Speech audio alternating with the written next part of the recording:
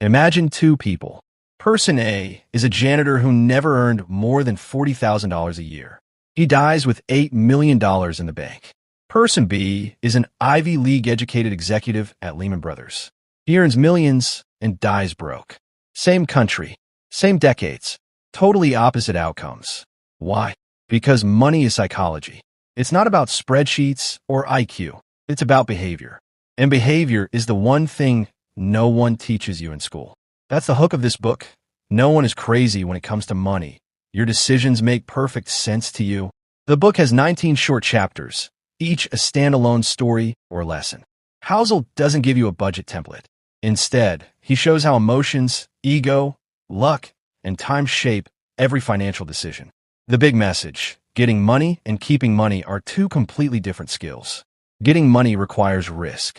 Keeping money requires humility. No one's crazy. Everyone's money habits come from their unique life experiences. A child of the Depression hoards cash. A tech worker who grew up on Instagram YOLOs into meme stocks. Both are rational in their own world. This chapter makes you forgive your past dumb decisions and everyone else's. The power of compounding.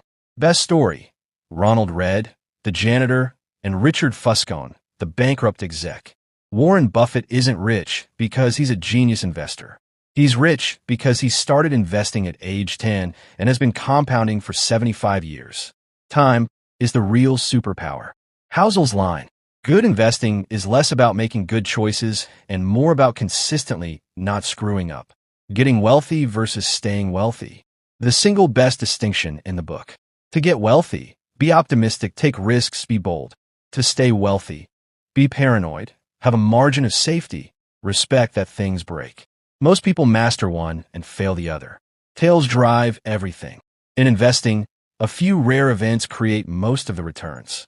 You could be wrong 90% of the time and still get rich if you're right on the stuff, like sci-fi author Neil Stephenson ditching email to write masterpieces. Bimodal, split time into deep retreats and open periods. Ollie Jung's Tower versus City Life. Rhythmic, habitual daily sessions, inspired by Jerry Seinfeld's don't break the chain method of daily joke writing. Marking calendars with excess for motivation. Or journalistic, dive in opportunistically, like biographer Walter Isaacson, squeezing 900-page books in a family downtime. Fate 723 Fob 693 The Hook. Make grand gestures, like J.K. Rowling checking into a luxury hotel to finish Harry Potter. Amplifying focus through commitment. Rule number 2, embrace boredom. Don't fight distractions sporadically. Schedule them as breaks from focus, training your brain like a muscle.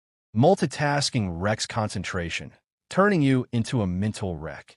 D6 E735 Hook. Emulate Teddy Roosevelt, who crammed intense study in short bursts at Harvard, freeing time for boxing and poetry by reading with laser focus. Or try productive meditation. Use walks or drives to mull problems deeply, turning boredom into breakthroughs. Rule number 3, quit social media. Ditch the any benefit mindset, e.g., Facebook might help networking, for a craftsman approach. Only keep tools that massively boost your core goals. Per the 80-20 rule, 80% of results from 20% of efforts. Point 212E2, experiment with a 30-day quit. Newport did, and life improved without notice from others. Hook. Avoid lowbrow internet entertainment. Plan meaningful leisure, like Woody Allen handwriting scripts on a typewriter to dodge digital traps, or Mark Twain isolating in a shed to pen Tom Sawyer. Point 7 EB888.